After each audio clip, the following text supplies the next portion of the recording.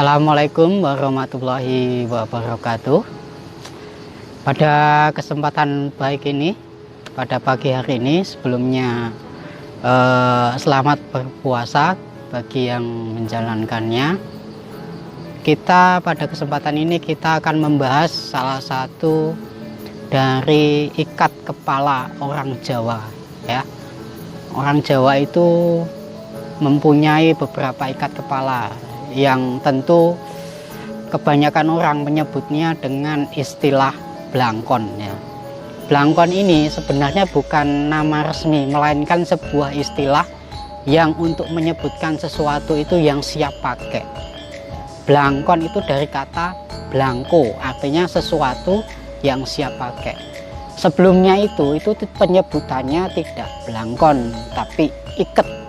Nah, pada masa Sultan Agung itu blangkonnya tidak seperti yang kita jumpai sekarang. Masih pemakaiannya tentu masih manual, ya, masih rumit. Cara pemakaiannya juga lebih runyam. Tapi setelah sepeninggalan Sultan Agung, maka di Jawa khususnya banyak sekali jenis-jenis blangkon yang ada, dari mulai blangkon khas Solo, blangkon Jogja, kemudian Kebumen, dan juga Jawa Timuran itu lain-lain lagi istilah blangkonnya. Belum lagi yang untuk wilayah Pasundan itu jenis blangkon atau ikat kepalanya juga bentuknya lain. Tapi oke lah, pada kesempatan ini kita akan membahas sebuah blangkon khas Ngayogyakarta. Karena di blangkon ini terdapat banyak sekali filosofi-filosofi yang patut untuk dijadikan sebuah pedoman bagi kita semua. Kebanyakan orang kalau pakai pakaian blangkon, pakai pakaian Jawa itu identik dengan syirik, identik dengan kejawen. Itu hal sesuatu yang sebenarnya salah dimengertikan oleh sebagian orang. Oke, kita akan bahas yang tadi, ya, ini adalah blangkon Jogja. Kenapa ini ada mondolannya? Ini ada semua punya makna gitu, punya makna tersendiri. Biasanya blangkon yang soheh atau yang mengikuti standar yang baik, ya, menurut dari desain dari Sultan Agung, itu cuma plepetan bagian sini sama sini itu lipatannya harus 17-17. Kenapa 17-17? Ini melambangkan rakaat sholat sehari semalam. Jadi orang yang pakai blangkon ini diharapkan mampu menunaikan ibadah sholatnya dalam sehari semalam, baik itu subuh, zuhur, asar, maghrib, dan isya. Jadi kalau orang pakai blangkon tidak sholat itu lucu gitu loh. Kecuali blangkon dia itu bukan yang soheh atau tidak pakem, tidak memenuhi syarat gitu loh.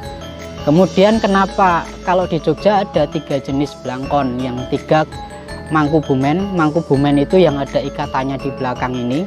Ini dulu dikenakan oleh Pangeran Mangkubumi ketika berjihad, ya, melawan Belanda.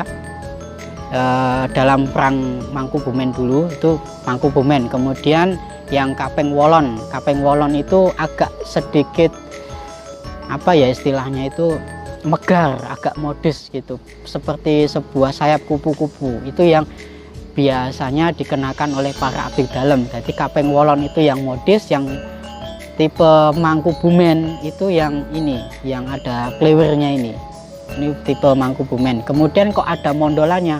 Ini menurut sejarah, karena dulu orang rambutnya itu masih panjang, jadi mondolan ini merupakan ikat dari rambut tadi.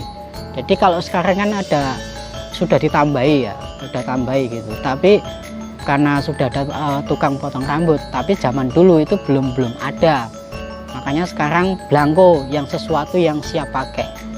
Blangkon ini bukan kaku tapi lemes, bisa dilipat, bisa dibawa kemanapun, bisa dicuci. Ini blangkon khas Jogja. Kalau blangkon Solo itu maaf ya, agak menyimpang karena dia itu sudah tidak mengikuti standar Mataraman, meskipun dalam Perjanjian Jatisari di situ disebutkan jelas bahwa pembagian kebudayaan antara Solo dan Jogja. Jadi setelah Perjanjian Giyanti 1755 itu terjadi pertemuan antara Pangeran Mangkubumi dengan Sunan Pakubono ketiga, membahas tentang pembagian kebudayaan. Ya, di situ jelas itu pembagiannya.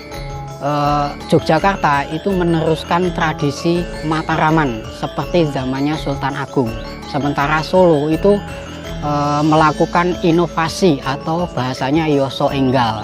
Maka tidak mengherankan antara Solo dan Jogja itu beda konsep, baik itu ikat kepala, busana, keris, kemudian instrumen gamelan itu juga beda.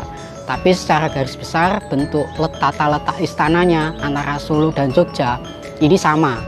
Karena apa? Karena yang mengarsiteki keraton Solo dan Jogja itu orang yang sama, yaitu Kanjeng Pangeran Mangkubumi. Nanti lain kali kita bahas tentang Perjanjian Jatisari ini. Oke, kembali ke tadi, yang ketiga adalah jenis belangko Jogja, yaitu senopaten. Senopaten ini bentuknya sama, tapi yang membedakan yaitu di bagian dahi. Di bagian dahi ini ada sedikit segitiganya, itu jenis senopaten. Kemudian di bagian ikatnya ini agak keras, ini kan lemes. Senopaten itu agak keras, dan ini juga merupakan filosofi yang mendalam. Ini merupakan perlambang, yaitu kalimat tauhid, 2 kalimat syahadat la ilaha illallah Muhammadur Rasulullah. Kemudian untuk mondolan ini juga mempunyai makna atau filosofi, yaitu mindola, menjadi payung atau pengayoman bagi orang yang ada di sekitarnya. Demikian tadi ulasan singkat kita, obrolan singkat kita mengenai filosofi belangkon khas Jogja. Pada kesempatan yang baik ini bisa kita sambung lagi di lain kesempatan ya. Ada salah-salahnya, tutur kata yang kurang berkenan, saya pribadi mohon maaf.